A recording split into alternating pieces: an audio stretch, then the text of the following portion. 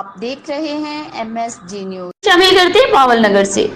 عوام کی جان و مال کا تحفظ، جرائم کا خاتمہ اور پولیس سے کالی بھیڑوں کو نکالنا اولین ترجیح ہے۔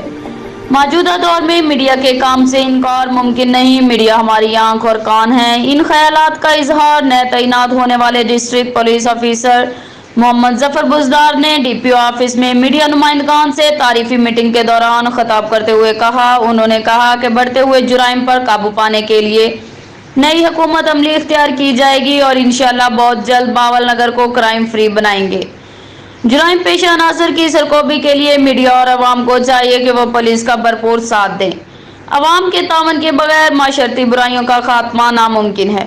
انہوں نے مزید کہا، میرے دفتر کے دروازے ہر عام آدمی کے لیے کھلے ہیں۔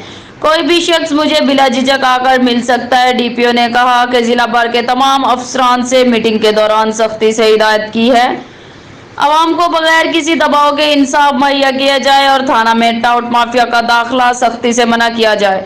انہوں نے مزید کہا کہ میڈیا معاشرتی برائیوں کو اجاگر کرے، فوری ایکشن لیا جائے گا۔ واقعی مسائل پر نظر ہے۔ MSG نیوز کی مزید خبروں کے لیے دیکھتے رہیں MSG نیوز۔